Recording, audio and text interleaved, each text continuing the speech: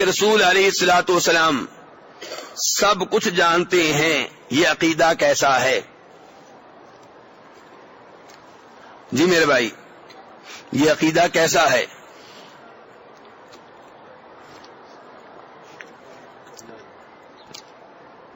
جو لوگ یہ عقیدہ پھیلاتے ہیں وہ اپنی طرف سے سمجھتے ہیں کہ ہم نبی علیہ الصلوۃ والسلام کی شان بیان کر رہے ہیں۔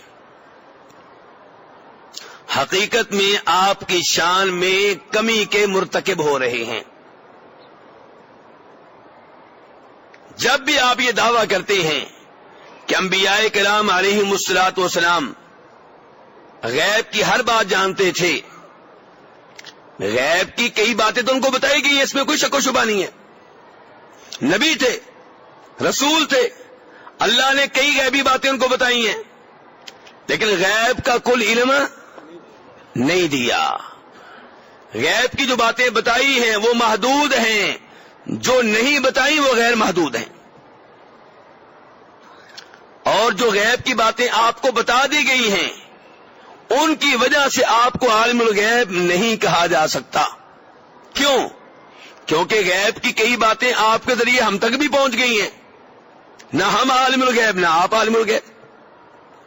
جی جنت کے اوپر ایمان ہے بھائیوں کا، دیکھیے آپ لوگوں نے، غیبی چیز ہے نا، معلوم ہو گئی ہے، تو کیا آپ کو عالم الغیب میں کہہ دوں؟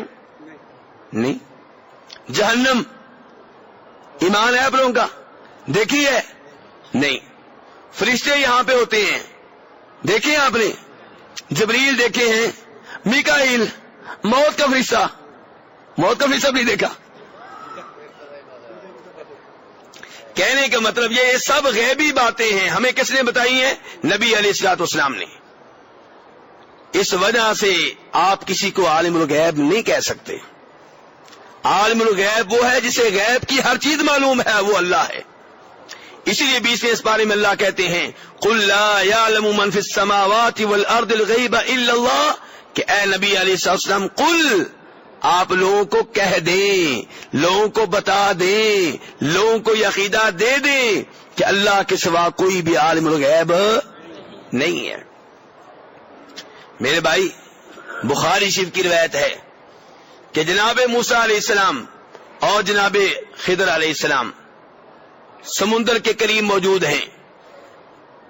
ان کی موجودگی میں ایک چڑیا آئی، سمندر میں سے پانی لیا۔ کتنا لیا ہوگا؟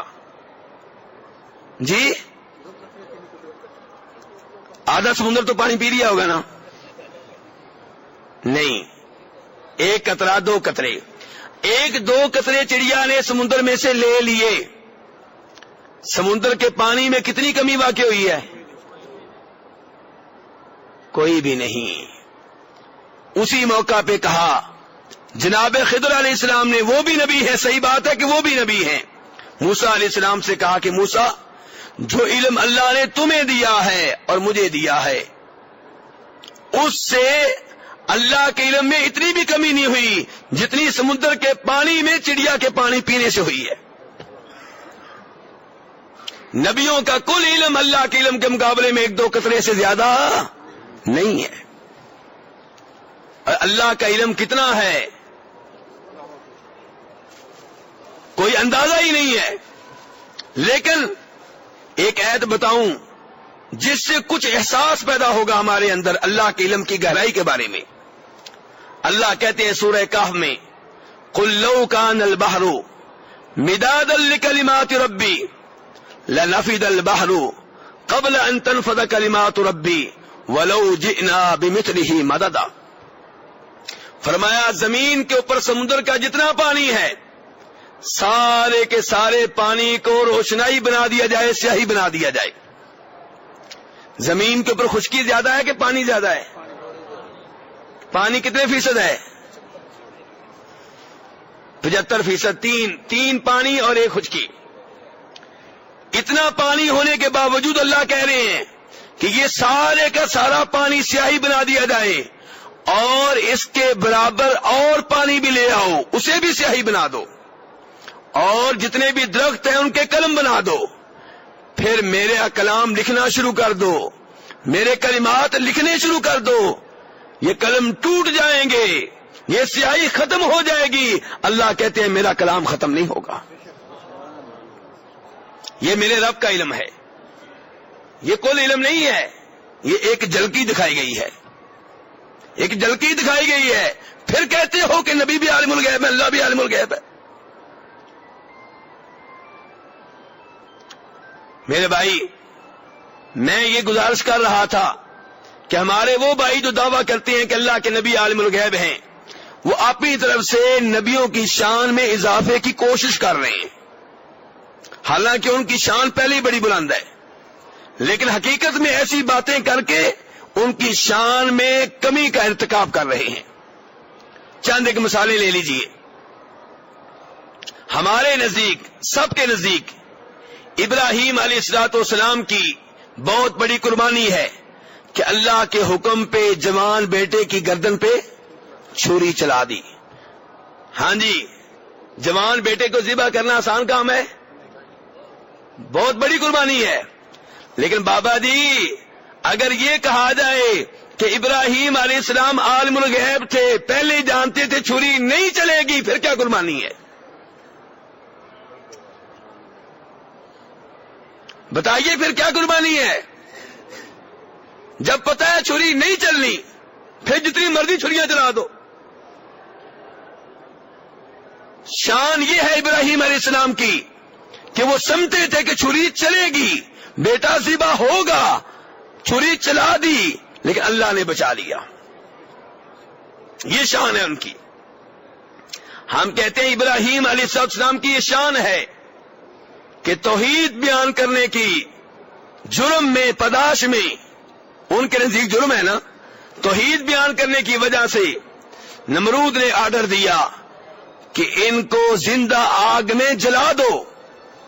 ابراہیم علیہ السلام نے معافیاں نہیں مانگی, توحید کے اوپر کمپرومائز نہیں کیا, اللہ کی راہ میں جان دینے کے لیے تیار ہو گئے, جلنے کے لیے تیار ہو گئے.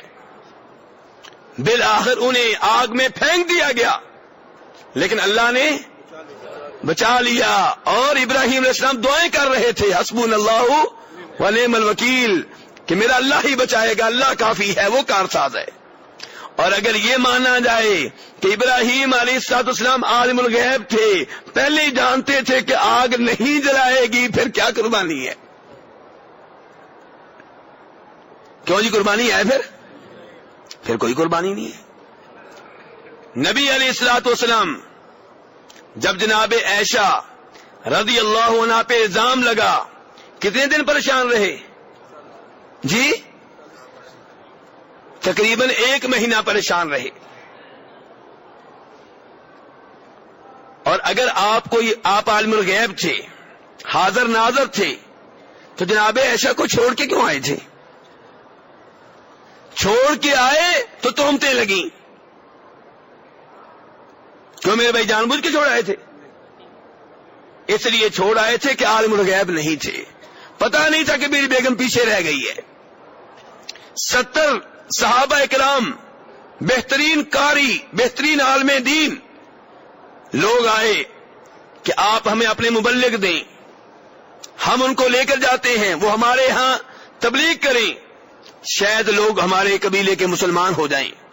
نبی علیہ السلام نے چن چن کے بہترین 70 قاری صحابہ کرام ان کے حوالے کر دیے, جاؤ ان کو لے جاؤ. اگر نبی علیہ السلام کو یہ معلوم ہوتا کہ یہ ظالم دھوکہ دیں گے اور ان کو خود ہی شہید کر دیں گے, تو کیا آپ بھیجتے؟ کبھی نہ بھیجتے. تو معلوم یہ ہوا کہ یہ عقیدہ کہ انبیاء کرام علیہ السلام عالم الغیب ہیں, یہ انبیاء کرام کی شان نہیں بلکہ ان کی توہین ہے. صحیح عقیدہ یہ ہے کہ اللہ نے کئی غیبی باتیں بتائی ہیں, جو نہیں بتائی وہ بے شمار ہیں, جو بتائی ہیں محدود ہیں. جو بتائی ہیں کتنی ہوں گی جی؟ 10, 100, 500, 1000, لاکھ, کروڑ, جتنا بھی آپ دعویٰ کر لیں. اور جو نہیں بتائیں وہ گنی نہیں جا سکتی. اسی لیے نبی علیہ السلام صحیح حدیث میں فرماتے ہیں, بخاری کی حدیث ہے, کہ روز قیامت میں اللہ کے عرش کے نیچے سجدہ کروں گا. کتنے دنوں کا سجدہ ہوگا؟